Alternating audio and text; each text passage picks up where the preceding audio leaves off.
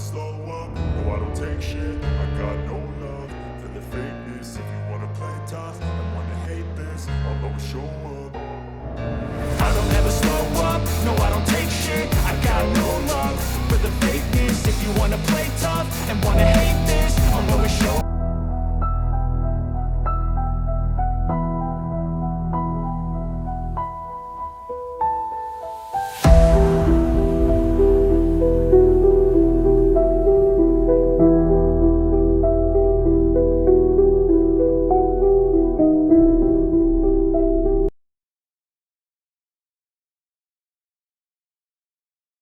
Welcome students to Namaste physics with Gaur sir. बच्चे gravitation chapter हमने start कर दिया है और इस ग्रेविटेशन चैप्टर के अंदर आपने देखा कि केपलर ने अपने 3 लॉज दिए और प्लैनेटरी मोशन के दिए, और उसमें first law law of orbit है, second law law of area है and third law law of period है। तो बच्चे ये इनके याद भी रखना, कभी पूछ ले आपसे कि फर्स्ट लॉ क्या है, सेकंड लॉ क्या है, थर्ड लॉ क्या है, तो ये फिक्स है। ठीक है, इसके मैंने डेरिवेशन भी कराया कि लॉ ऑफ एरिया का डेरिवेशन क्या है। लॉ ऑफ पीरियड का डेरिवेशन अभी नहीं करा पाएंगे क्योंकि हम आगे न्यूटन्स लॉ ऑफ ग्रेविटेशन से करेंगे। चलिए, लेकिन अभी कुछ न्यूमेरिकल्स करते हैं और फिर आगे प्रोसीड करते हैं। चलिए, let us go to the video part. Lecture ज़रा शुरू करते हैं ग्रेविटेशन का। ये बच्चे मैंने आपको तीनों लॉज एक बार देख लो, जो बच्चे आज ही ज्वाइन कर रहे हैं तो उनको दिख जाएगा कि हमारे पास प्लेलिस्ट बना दूंगा बच्चे, में प्लेलिस्ट बनेगी ग्रेविटेशन की, क्योंकि दूसरा ही लेक्चर चल रहा है। और इससे पहले ये देखो, लॉज एरिया का मैंने डेरिवेशन करा दिया। अब मैंने कहा था कि इसमें एक दो क्वेश्चंस और हैं, उस पर हम काम करते हैं पहले। चलिए बच्चे, क्वेश्चन कर लेते हैं। पहले तो हम करेंगे क्वेश्चन। मैंने ये बताया था कि यदि आपके पास क्लोजेस्ट प्लैनेट और फारदेस्ट प्लैनेट छोड़ दिया जाए, मतलब वो एलिप्टिकल पाथ लेते हैं, इसके अलावा यदि हम दूसरे प्लैनेट्स को दें तो उनका ऑलमोस्ट जो पाथ है वो सर्कुलर है, ये न्यूटन ने बताया, जिससे कि चीज़ों को आसान किया जा सके, क्योंकि एलिप्स काफ़ी डिफिकल्ट होता है। चलिए, तो इसी पे बेस हम कर लेते हैं कि T square is proportional to a cube की जगह, ए सेमी मेजर एक्सिस है, उसकी जगह हमने T square is proportional to R cube, देखो यहाँ लिखा था मैंने, ये रहा आर क्यूब। उसी पर एक क्वेश्चन करते हैं पहले। देखो क्वेश्चन, क्वेश्चन है आपके पास, टाइम पीरियड की हम बात करें। ठीक है, यदि आपके पास इफ अर्थ का जो टाइम पीरियड रिवोल्यूशन आपको पता है 1 ईयर है। ठीक है, अर्थ हैज, ठीक है, टाइम पीरियड ऑफ रिवोल्यूशन तो समझ में आता ही है आपको। टाइम पीरियड ऑफ रिवोल्यूशन, थोड़ा सा अच्छा क्वेश्चन कराऊंगा मैं। Earth has time period revolution as 1 year. ठीक है, अब अर्थ पर कोई भी मैन है तो average life of human being, ठीक है, on planet earth, on planet earth कितना मान लें, बोलो, इज सपोजिंग 60 ईयर मान लेते हैं। इसका मतलब जब अर्थ सन के अबाउट 60 बार चक्कर लगा चुकी है तो इतना के बाद उसकी डेथ हो रही है, मतलब जनरल हम एवरेज की बात कर रहे हैं। अब कोई दूसरा, तो हम पूछ रहे हैं what will be the average, what will B, अच्छा क्वेश्चन है, what will be the average life of same human being, उसी तरह के जो स्पीसीज है, ऑन ए प्लैनेट, एक प्लैनेट है whose radius of orbit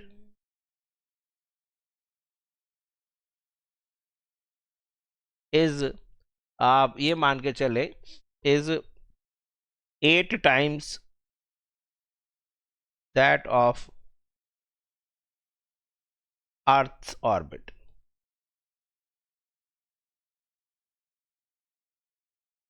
ये आपके पास एक क्वेश्चन बनाया,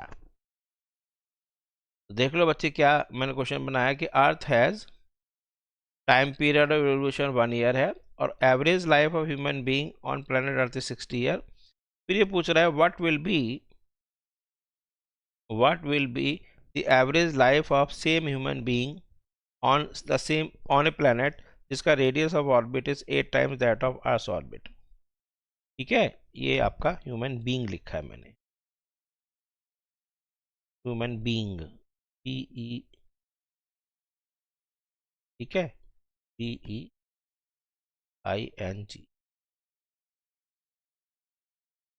ठीक है, अब इसमें करें कैसे बोलो, तो आपको यूज क्या करना है इसमें, पहले तो टाइम पीरियड वाला Kepler's law of period use करेंगे,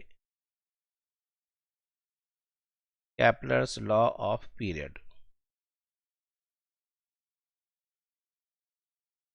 कैप्लर्स लॉ ऑफ पीरियड क्या कह रहा है कि T square is proportional to R cube ले लेते हैं, तो प्लैनेट और अर्थ इनका square is equal to planet की रेडियस ऑफ ऑर्बिट और अर्थ के रेडियस ऑफ ऑर्बिट की पावर 3।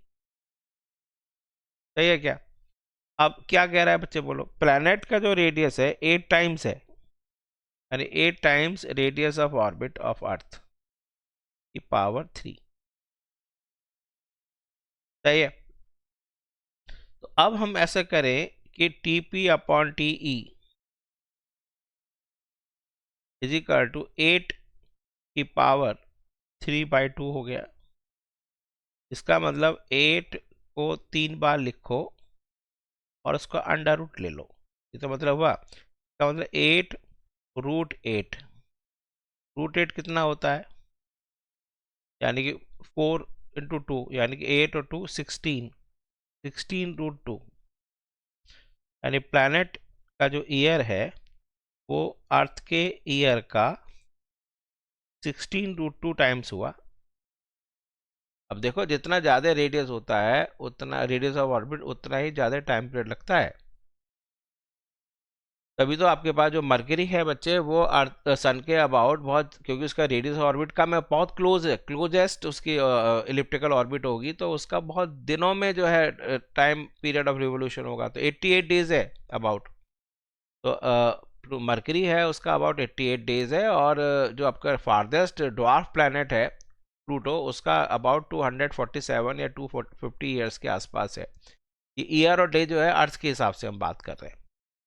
अब यहाँ तक तो बच्चे क्वेश्चन चलो सबको समझ में आ गया, ये तो चलो सबने कर लिया, good.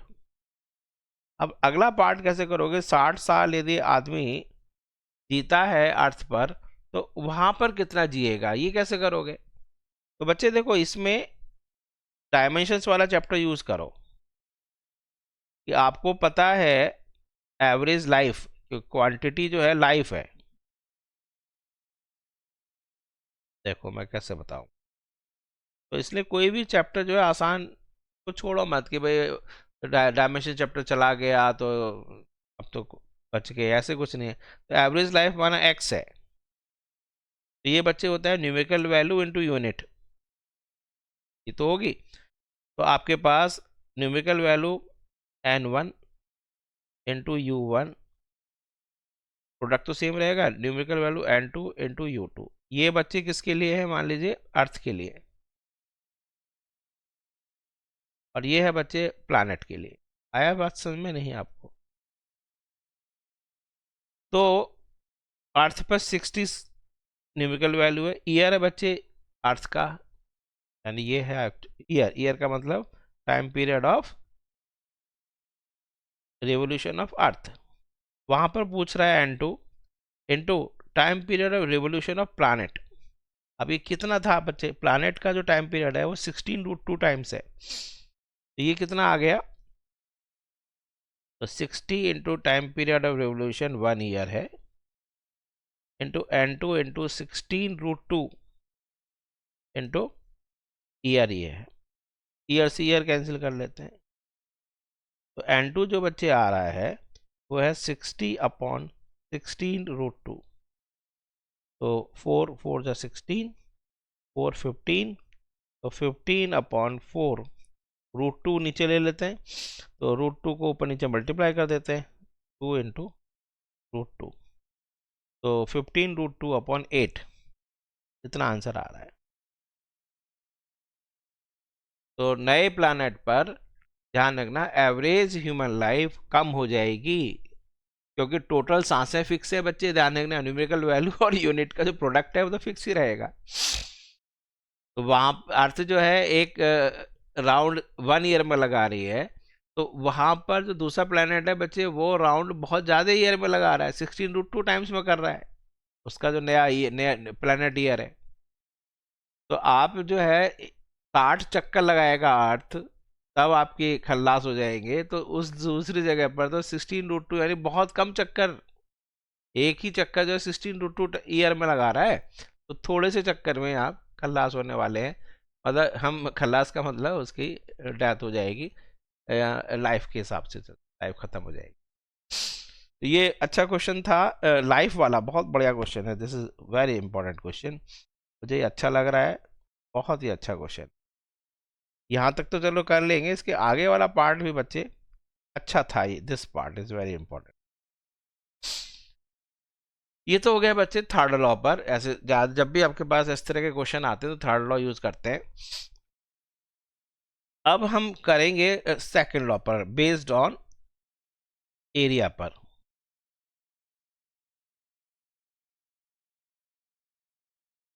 Based on second law, second law पर बेस्ड क्वेश्चन देखो कैसे क्वेश्चन आते हैं। इसमें एक तो वही बना लेते हैं पहले हम, चलो टेप ले लेते हैं।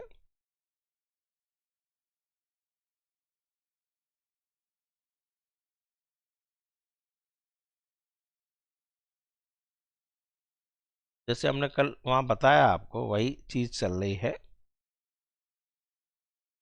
ठीक है। ये आपके पास मेजर एक्सिस है, ये माइनर एक्सिस है। सबको पता है कि sun is suppose to be where, sun यहाँ पर है, ठीक है। सन ये हो गई, सन ये सन है,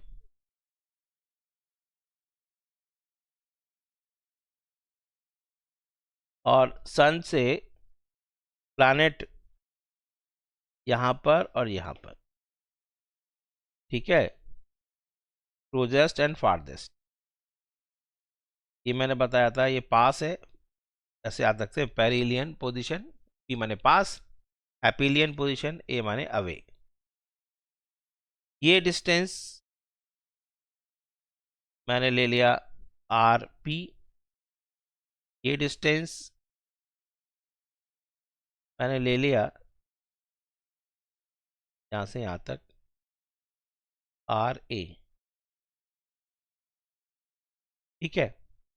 जब प्लैनेट पास है तो सन से डिस्टेंस आर पी है, जब प्लैनेट फारदेस्ट है तो डिस्टेंस आर ए है। ये भी मैंने बताया था कि ये बच्चे ए है, यहां से यहां तक ए है। ये भी मैंने बताया था बच्चे ये ए ई होता है। तो आर पी जो है, यदि आप ध्यान से देखो, एक तो क्वेश्चन, अच्छा यहाँ पर जो वेलोसिटी है ये वीपी है, यहाँ पर जो वेलोसिटी है ये वी ए है, ठीक है। तो क्वेश्चन आपसे पूछ सकता है find ratio of maximum to minimum speed. कौन सी स्पीड? ऑर्बिटल स्पीड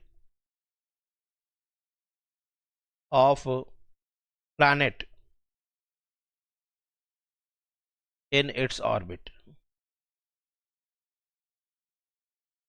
तो इसमें हम क्या यूज करते हैं, क्या पूछ रहा है जरा देख लो। Find the ratio of maximum to minimum orbital speed, ratio of, यानी कि मैक्सिमम स्पीड कौन सी होगी बच्चे, वीपी। मैक्सिमम स्पीड जो है बच्चे वो है पेरिहीलियन पर, एंड मिनिमम जो है वो है बच्चे एपिलियन पर। ये तो है। अब हमने आपको बताया है कि हमेशा न्यूटन्स जो sorry Kepler's second law of area कहता है कि जब प्लैनेट रिवॉल्व कर रहा है तो टॉर्क नहीं है, तो एंगुलर मोमेंटम कंजर्व रहता है। तो जो बच्चे यहाँ एंगुलर मोमेंटम होगा पेरिलियन पर, वही एंगुलर मोमेंटम एपिलियन पर होगा।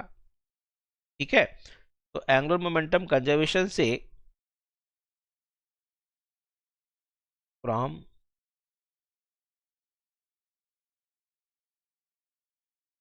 conservation of angular momentum,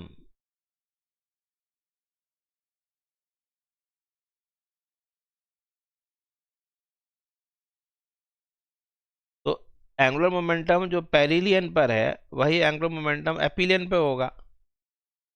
mass of planet into VP into RP about किसके, ये देख लेना, अबाउट सन, अबाउट सन ले रहे हैं मैंने। तो यहां पर हो जाएगा बच्चे m into V A into R A, M से m कैंसिल हो गया, तो VP upon V A is equal to R A upon R P.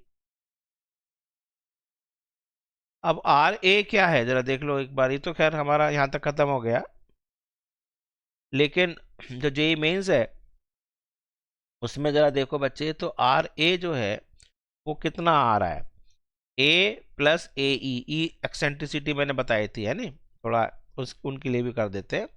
तो आर ए जो है बच्चा वो है A plus A E, that is A common 1 plus E. RP देखो बच्चे कितने, ये जो आरपी है यहां से यहां तक का, ये इतने में से ये सब्ट्रैक्ट कर दो, तो R P is equal to A minus A E, A common 1 minus E. तो इससे आपके पास V P upon V A is equal to R A जो हो जाएगा A times 1 plus E upon A times 1 minus E, इसे A cancel हो गया। तो मैक्सिमम वेलोसिटी तो मिनिमम वेलोसिटी का जो रेशो आ रहा है वो आपके पास पेरिलियन पर अपॉन एपिलियन पर आ रहा है, that is 1 plus E upon 1 minus E हो जाएगा।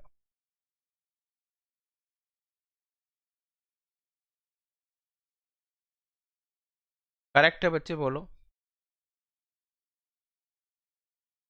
अब इसी में आगे बढ़ा सकता है वो कि फाइंड रेशियो पूछे काइनेटिक एनर्जी की, find the ratio of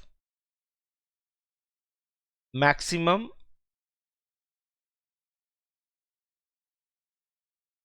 to, बहुत ही बढ़िया बढ़िया क्वेश्चन बता रहा हूं आपको, मिनिमम काइनेटिक एनर्जी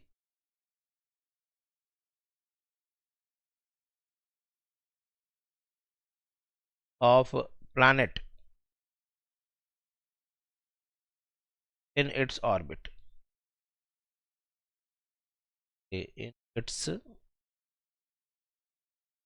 orbit, ये भी अच्छा क्वेश्चन है। Find the ratio of maximum to minimum kinetic energy of planet in its orbit, यानी K max upon K minimum is equal to, बोलो क्या हो जाएगा, half m into V maximum का square upon half m into V minimum का square. तो half m cancel हो गया, तो V max square upon V minimum square हो गया, K max on K minimum is equal to we maximum का square upon V minimum का square. V max upon V minimum निकाला है आपने, ये रहा 1 plus E upon 1 minus E. ये आ जाएगा आपके पास 1 प्लस ई अपॉन 1 ई जो बचे 1 से कम होता है डिवाइडेड, ये आपका आ गया आंसर के मैक्स अपॉन के मिनिमम। तो जब भी प्लैनेटरी मोशन आ रहा है बच्चे, तो इसको हम ध्यान रखना। ये भी 2 क्वेश्चन हमने आपको कराए, ये क्वेश्चन था और एक ये क्वेश्चन। तो मैंने आपको कैप्लर्स सेकंड लॉ पर क्वेश्चन करा दिया, कैप्लर्स थर्ड लॉ पर क्वेश्चन करा दिया, और एवरेज ह्यूमन लाइफ अर्थ पर यदि 60 ईयर्स है तो दूसरे प्लेनेट पर कितनी होगी। और थोड़ा थोड़ा मैंने बताया कि जो टाइम पीरियड है वो आपका रेडियस ऑफ ऑर्बिट पर डिपेंड करता है प्लेनेट की, मतलब सेमी मेजर एक्सिस को मैं रेडियस ऑफ ऑर्बिट मान के चल रहा हूँ। जितने क्लोजेस्ट प्लेनेट हैं उनका टाइम पीरियड कम है क्योंकि रेडियस ऑफ ऑर्बिट कम है। जितने फारदेस्ट प्लेनेट है उनका रेडियस ऑफ ऑर्बिट बहुत ज़्यादा होने की वजह से टाइम पीरियड भी ज़्यादा है। तो थोड़ा सा मैं बता देता हूँ कि मरकरी है,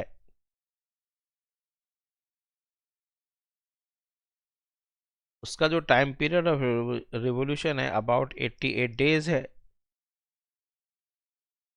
और जो आपके पास ड्वार्फ प्लैनेट प्लूटो है,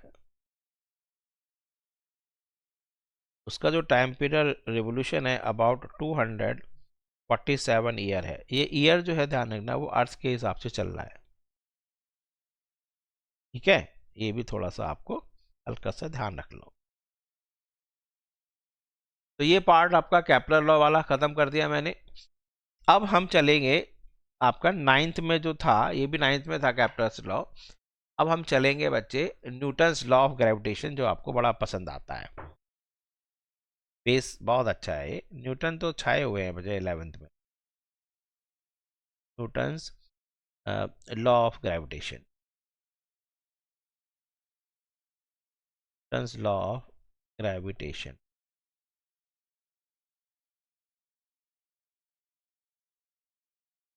न्यूटन्स लॉ ऑफ ग्रेविटेशन। अब देखो, बहुत इंपॉर्टेंट है कि न्यूटन ने बताया कि 2 पार्टिकल्स हैं। इसमें बच्चे 2 पार्टिकल ले लो, तो एक पार्टिकल माना ये है और एक पार्टिकल और ले लेंगे, 2 पार्टिकल ले लेते हैं। इनके बीच में बच्चे देखो पार्टिकल, हमेशा मैं बताऊंगा न्यूटन्स लॉ ऑफ ग्रेविटेशन है या तो पार्टिकल पॉइंट मासेस के लिए लगता है या स्फेरिकल बॉडीज के लिए लगता है, नॉन स्फेरिकल बॉडीज के लिए नहीं लगता है। ये जो मैं समझा रहा हूँ आपको बच्चे ध्यान रखना, ये 12th में भी काम आएगा, इसलिए मैं समझाया जा रहा हूँ। इलेक्ट्रोस्टैटिक जो पहला चैप्टर है 12th में वो ऐसे ही है। ये 2 पॉइंट मासेस हैं, इसका मास मान लीजिए m1 है, इसका मास मान लीजिए m2 है। इनके बीच में बच्चे सेपरेशन है, ये यहाँ से ये सेपरेशन है, ये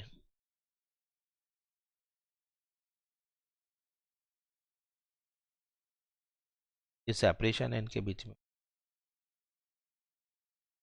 सेपरेशन r मान लेते हैं। अब न्यूटन ने बताया कि हमेशा जो लॉ ऑफ ग्रेविटेशन कहता है कि 2 पॉइंट मासेस यदि r डिस्टेंस पर है तो इनके बीच में हमेशा बच्चे अट्रैक्टिव फोर्स लगता है, ये आपस में अट्रैक्टिव फोर्स लगाते हैं। तो मैं F12 लिख सकता हूँ, फोर्स ऑन 1 ड्यू टू 2, इसको F21 लिख सकता हूँ, फोर्स ऑन 2 ड्यू टू 1, तो F लिख दूंगा मैं। चलो, तो attractive force, the force of attraction, the force of attraction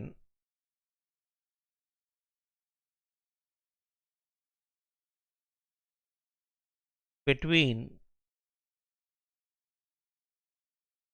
2 point masses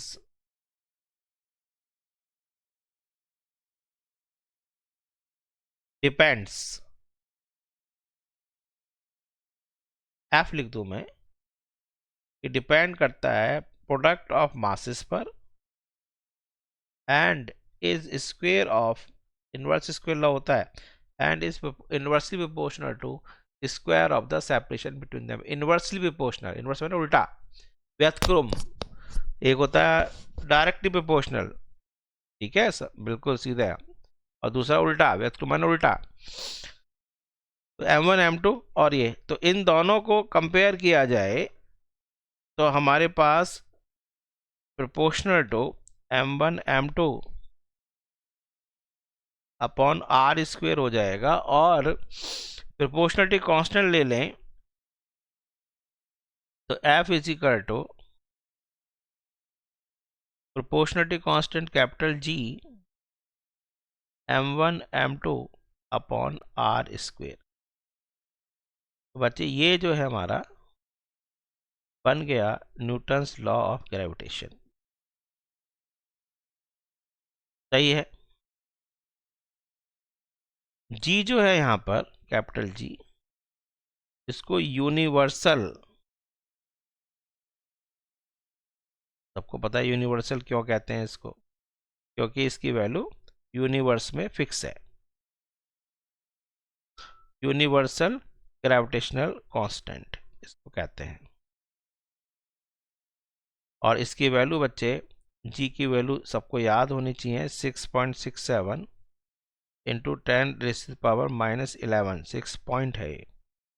और न्यूटन यूनिट क्या हो जाएगी, न्यूटन, यहाँ से आर स्क्वायर यहाँ आ जाएगा, Newton metre square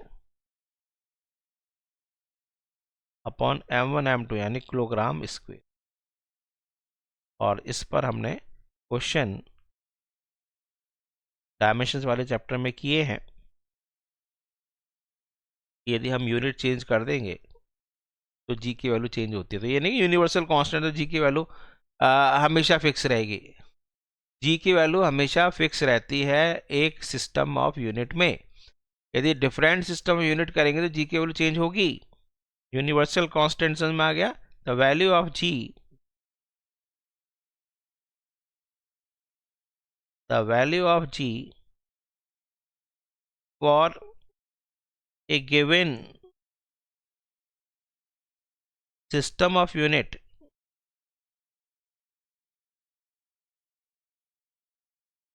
remains same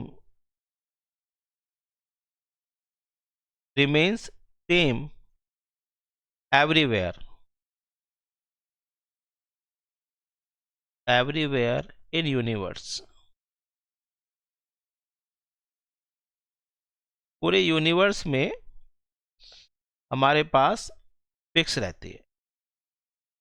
The value of G for a given system of unit remains same, given system of units। और ये वैल्यू 6.67 इंटू 10⁻11 ही रहेगी।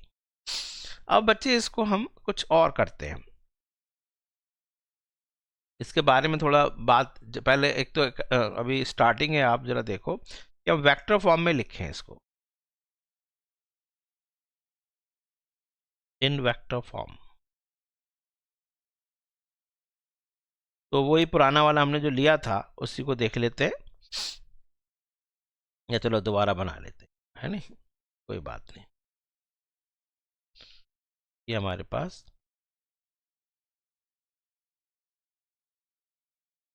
ठीक, ये इनका सेंटर है,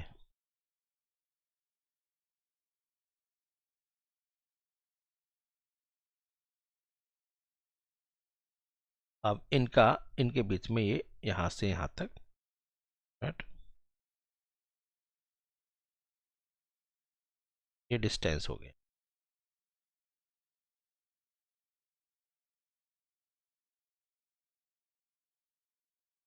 चलो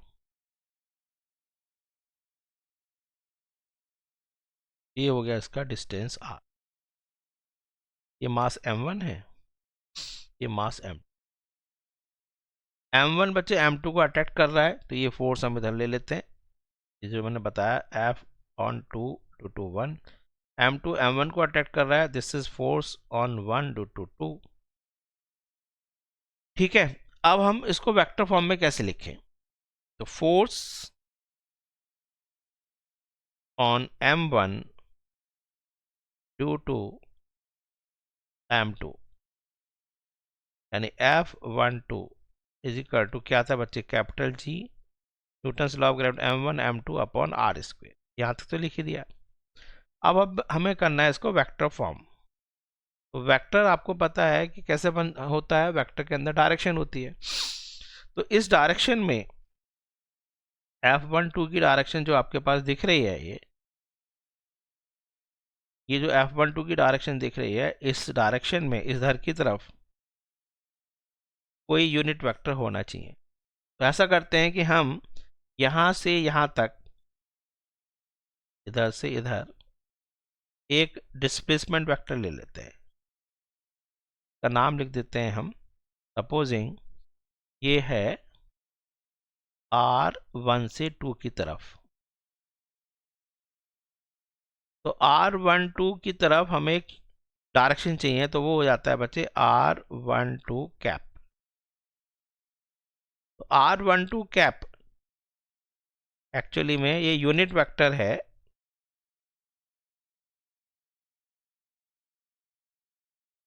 the direction of R12 vector. ठीक है, तो R12 भाई, R तो आपका सेपरेशन ही, R12 का जो मैग्नीट्यूड है वो तो R ही है। तो हम इसमें नेक्स्ट पेज ले लेते हैं।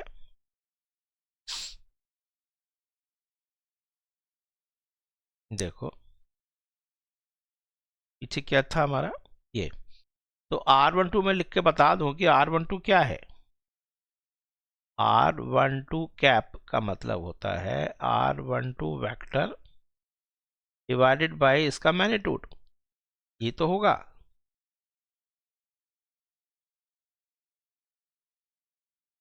तो R12 की डायरेक्शन क्या है, R12 की डायरेक्शन वो है जो R12 की तरफ है।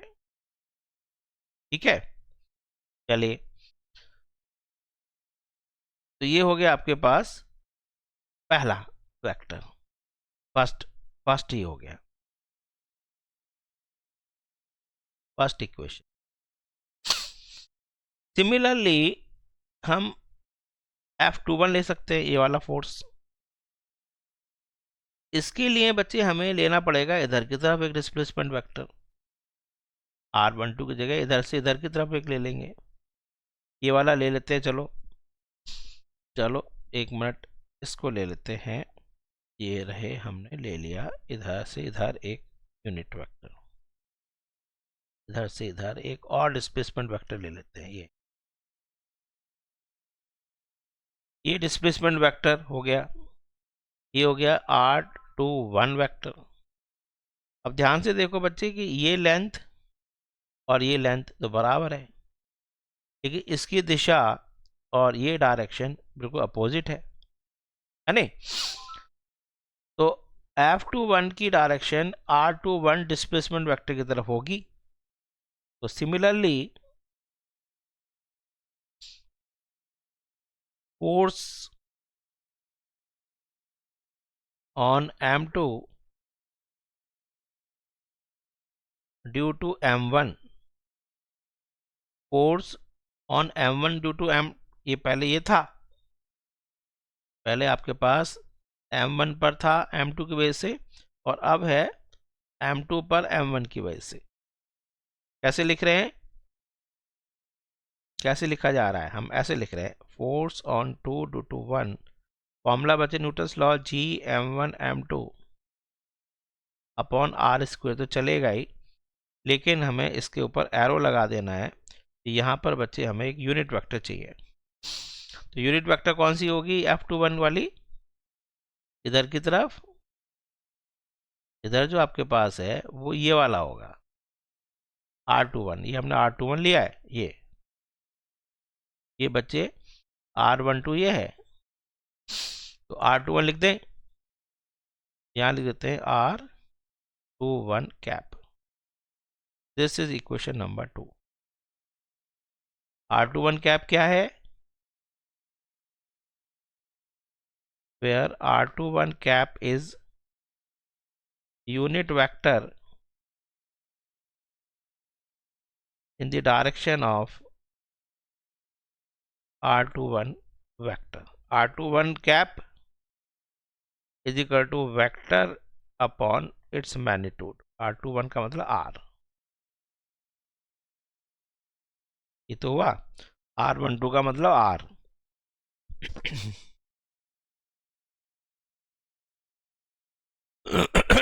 Excuse me। तो दोनों तरफ में देख रहे हो कि डिनोमिनेटर तो सेम है, R12 और R21, लेकिन ये अपोजिट है। लेकिन आप ध्यान से देखो, बट R21 जो वेक्टर है वो R12 वेक्टर के अपोजिट है। पीछे देखो, ये जो R21 वेक्टर है वो R12 के बिल्कुल अपोजिट है, निगेटिव वेक्टर है, यानी magnitude same and direction opposite. इसलिए R21 कैप भी तो बच्चे अपोजिट होगा। तो इक्वेशन 2 को आप, तो इक्वेशन 2 को ध्यान से देखो, तो F21 vector is equal to G times M1 M2 upon R square into R21 cap का मतलब हो गया बच्चे R12 कैप निगेटिव। ये इक्वेशन 2 डैश। तो 2 डैश और 1 को जरा देखो, कंपेयर करो। वहां पे था R12 कैप, यहाँ पर है माइनस R21 कैप। इसका मतलब क्या हो गया, यानी F21 वेक्टर जो है वो निगेटिव ऑफ F12 वेक्टर हुआ। तो यानी न्यूटन्स लॉ ऑफ ग्रेविटेशन में M1 M2 पर जितना फोर्स लगा रहा है, M2 भी M1 पर उतना ही अपोजिट डायरेक्शन में लगा रहा है। तो इसके क्या फायदे हैं? इसके दो तीन फायदे हैं कि एक तो ये बताता है कि जो फोर्सेस लगते हैं, ग्रेविटेशनल फोर्सेस, ये आपके पास they are obeying third law, यानी they act along line joining point masses। इसका मतलब क्या हुआ,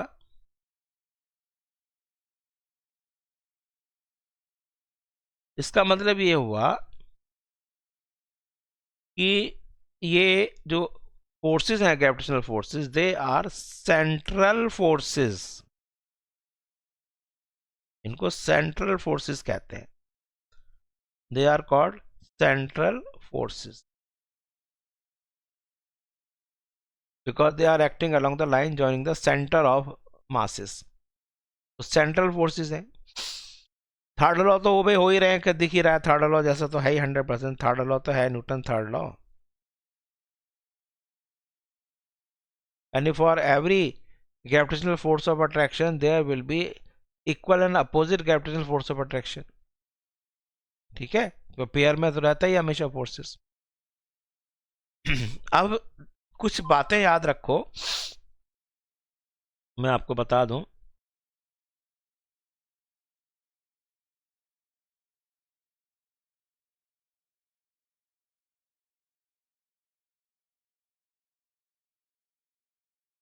कुछ बातें जरा बच्चे लिख लो जरा एक बार, कुछ प्रॉपर्टीज, इंपॉर्टेंट पॉइंट्स, ये बहुत इंपॉर्टेंट है सारी। Important points on important things about gravitational force. वैसे आपने वर्क पावर एनर्जी किया है, वहाँ मैंने बहुत कुछ बताया था अबाउट ग्रेविटेशनल फोर्सेस। वहाँ पर भी हमने ग्रेविटेशनल पोटेंशियल एनर्जी निकाली थी, लेकिन बच्चे वहाँ थोड़ा नकली थी, ध्यान रखना। नकली का मतलब है वहाँ पर हमने zero potential energy level ground पर मान लिया था, यहाँ पर असली निकलेगी। कहाँ पर हमें लेना चाहिए, आपको पता है कि वहाँ पर लेना चाहिए जहाँ पर इंटरेक्शन नहीं है। फोर्स कहाँ पर जीरो होगा, वहाँ पोटेंशियल एनर्जी जीरो लेनी चाहिए थी, वो इन्फिनिटी होगी। आपको दिख रहा है कि इनवर्स स्क्वायर लॉ ओबे कर रहा है। तो इसमें न्यूटन्स लॉ ऑफ ग्रेविटेशन के बारे में थोड़ा ध्यान रखना। जो ग्रेविटेशनल फोर्सेस हैं, सबसे पहले भी मैंने अभी बताया कि सेंट्रल फोर्सेस हैं।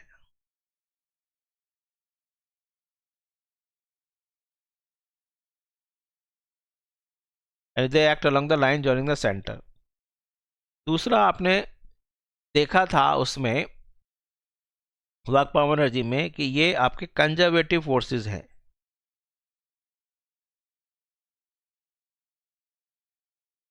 यानी कि कंजर्वेटिव फोर्सेस का मतलब है कि if we do work, external source यदि वर्क कर रहा है अगेंस्ट द ग्रेविटेशनल फोर्सेस, तो that work is stored in the form of potential energy. Potential energy is always defined in conservative force field, मैंने बताया था। इसके अलावा ध्यान ये रखना है कि ये इनवर्स स्क्वायर लॉ है, they obey, यानी ओबेइंग इनवर्स स्क्वायर लॉ। तो ग्रेविटेशनल फोर्सेस है दे ओबे इनवर्स स्क्वायर लॉ। चलो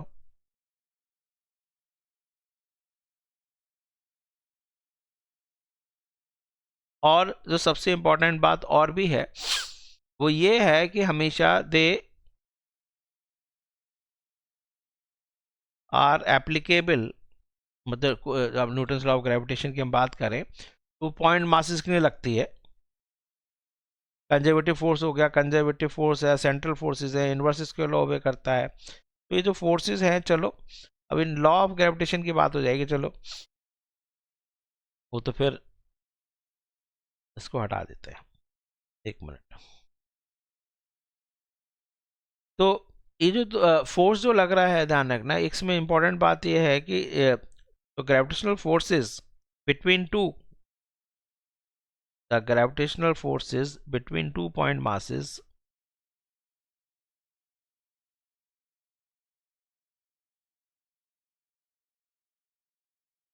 gravitational force between 2 point masses, ये 2 point masses हैं, does not depend upon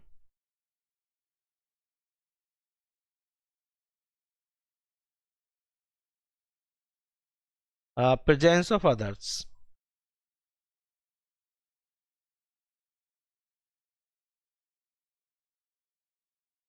ठीक है, यानी कि दूसरे कोई पॉइंट मासेस हो तो उससे कोई लेना देना नहीं है, दो के बीच में इंटरेक्शन बच्चे फिक्स रहेगा। हाँ, रिजल्टेंट चेंज हो जाएगा वो बात अलग है। सेंट्रल फोर्सेस हैं, कंजर्वेटिव नेचर है और ओबे इनवर्स स्क्वायर लॉ, और gravitational forces between 2 point masses does not depend upon the gravitational forces between 2 point masses। the gravitational force लिख देते हैं, forces की जगह, हाँ force ही लिखा है, between 2 point masses does not depend upon the presence of other। ठीक है, दूसरा तीसरा चौथा जितने भी होंगे, हाँ उससे रिजल्टेंट पे फर्क पड़ेगा, रिजल्टेंट तो चेंज हो जाएगा, मॉडिफाई हो जाएगा, लेकिन बच्चे 2 point मासेस के बीच में जो इंटरेक्शन है that will be independent of the presence of other. और अब थोड़ा उसके बारे में बात करें, न्यूटन्स लॉ ऑफ ग्रेविटेशन, वो जो है ध्यान रखना वो केवल applicable for Newton's law of gravitation. जो लॉ ऑफ ग्रेविटेशन है, एक मिनट, तो लॉ ऑफ ग्रेविटेशन, लॉ जो है आपके पास एप्लीकेबल फॉर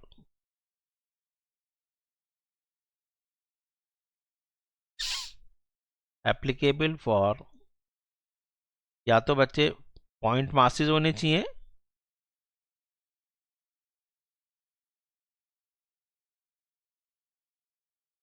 या दूसरा आपका स्फेरिकल बॉडीज होनी चाहिए।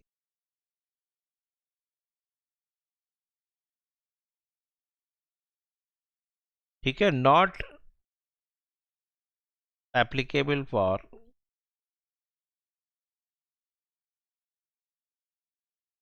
Non spherical bodies. आप माना सिलेंडर है, तो आप सोचें कि सिलेंडर का जो सेंटर मास है वहां पर लगाकर सॉल्व कर लें क्वेश्चन, तो ऐसा नहीं होता है, समझ में आया? तो not applicable for non spherical bodies, केवल वो एप्लीकेबल है पॉइंट मासेस के लिए और स्फेरिकल बॉडीज के लिए। तो नॉन स्फेरिकल बॉडीज के लिए बच्चे आपको वैसे ही काम करना पड़ेगा जैसे हमने रोटेशन चैप्टर में किया था, एक छोटा सा एलिमेंट लेकर फिर हम सॉल्व करेंगे। ठीक है, करके दिखा देता हूं मैं, चलो और तो कुछ है नहीं, चलो एक क्वेश्चन ही करा देते हैं कि हमारे पास मान लीजिए एक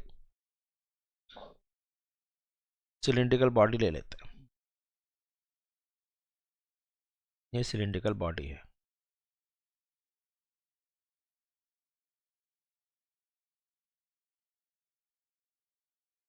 चलो एक ये सिलिंड्रिकल बॉडी है,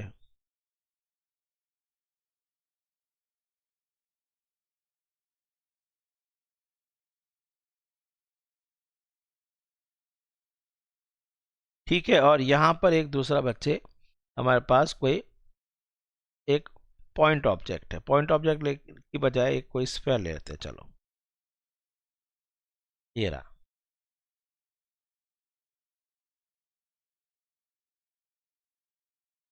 ये हो गया और ये इधर हो, ठीक है। इसका मास m है, इसका मास कैपिटल M है, इसकी लेंथ बच्चे L है, ठीक है। और इनके बीच में यहां से यहां तक डिस्टेंस बच्चे R है। अब आपसे पूछ रहा है force on cylindrical rod,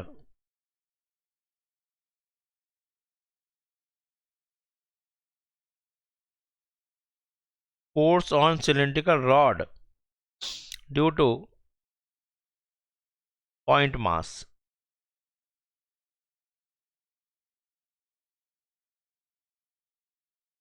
The force on cylindrical rod due to point mass. अब इसमें करते क्या है, अब ये सिलिंड्रिकल बॉडी है बच्चे, इसके लिए न्यूटन्स लॉ ऑफ ग्रेविटेशन लगेगा, लेकिन पॉइंट मास के लिए लगता है।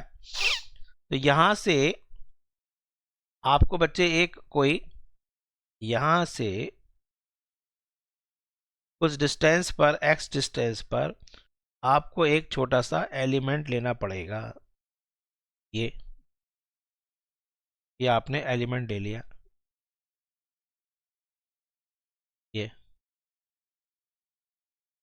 ये जो एलिमेंट है इसका मास बच्चे dm है,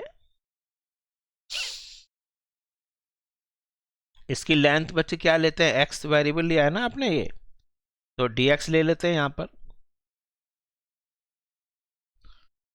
अब ये जो m है ये इस dm को बच्चे अट्रैक्ट कर रहा होगा, तो किधर फोर्स लग गया, इधर फोर्स लग गया, दिस इज df।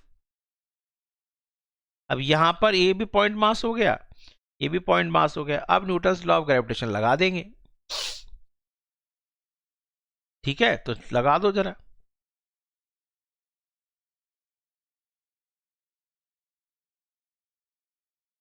तो फोर्स ऑन एन एलिमेंट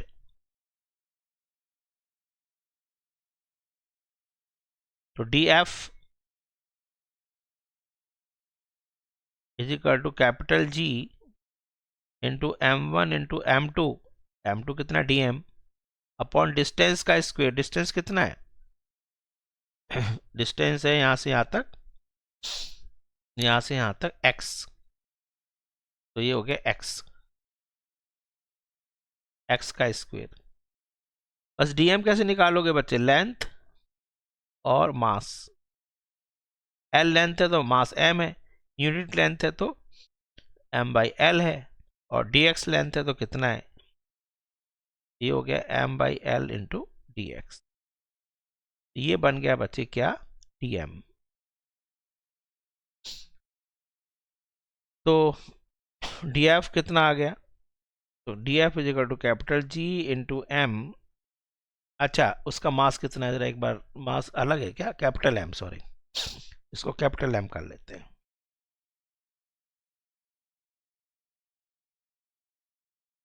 क्योंकि वो m सेम हो जाएंगे फिर, तो ये m/l और ये m/l, तो gm into m/l into dx upon x। तो टोटल फोर्स रिजल्टेंट, तो टोटल फोर्स कितना हो जाएगा बच्चे, ऐसे ही आप सारे एलिमेंट्स को इसमें डिवाइड करके इसको, ये जो आपके पास रॉड है इसको छोटे छोटे एलिमेंट्स में डिवाइड करके उन सबका सम कर देंगे। तो total force on rod is equal to integration, ये आ जाएगा जी एम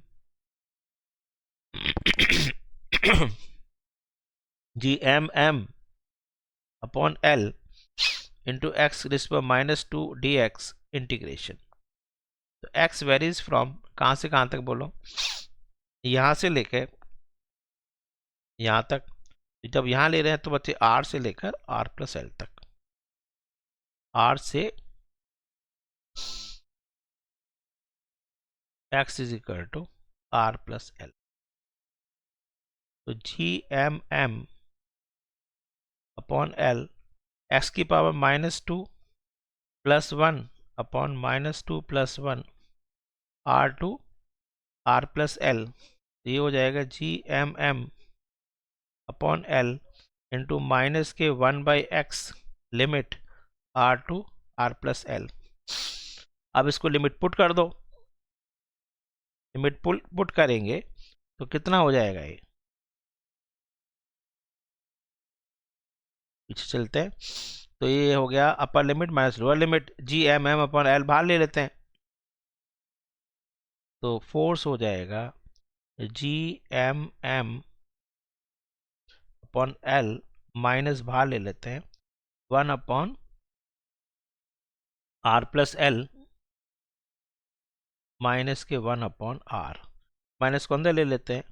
तो G M M upon L 1 upon R minus 1 upon R plus L. तो G M M upon L, LCM ले लेते हैं आर और आर प्लस एल। तो R plus L minus R, R से आर कैंसिल हो गया, एल से एल भी कैंसिल हो जाएगा। अरे ये हो जाएगा G M M upon R into R plus L. ये आपके पास इसका ये फोर्स बन गया।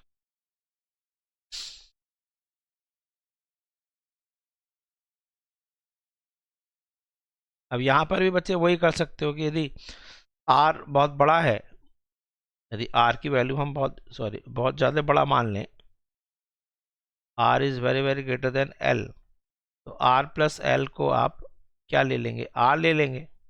तो f की वैल्यू हो जाएगी G M M upon R square होगा। यदि इन्फिनिटी है तब जाकर उसको पॉइंट मास मान सकते हैं, तब बहुत दूर की चीज़ देख रहे हो, नॉन स्फेरिकल बॉडी, तब भी वो पॉइंट मास की तरह से बिहेव करती है यदि हम ऑब्जर्वेशन पॉइंट उस ऑब्जेक्ट से इन्फिनिटी पर है। तो बच्चे आपने देखा कि मैंने न्यूटन्स लॉ ऑफ ग्रेविटेशन करा दिया। इससे पहले कैप्लर्स लॉ ऑफ एरिया और कैप्लर्स लॉ ऑफ पीरियड पे मैंने बड़े अच्छे से न्यूमेरिकल्स कराए, तो उनको रिवाइज करो बच्चे। अब आगे Newton's law of gravitation vector form में जो किया है मैंने, इसी के कुछ क्वेश्चंस करेंगे। इसमें सुपरपोजिशन प्रिंसिपल, बहुत सारे पॉइंट मासेस हैं, तो किसी एक पॉइंट मास पर कैसे रिजल्टेंट फोर्स लगाते हैं वो सारी बातें करेंगे। तो बच्चे आप देखते रहिए और कमेंट्स ज़रूर करते रहिए बच्चे। Keep fit and keep revising.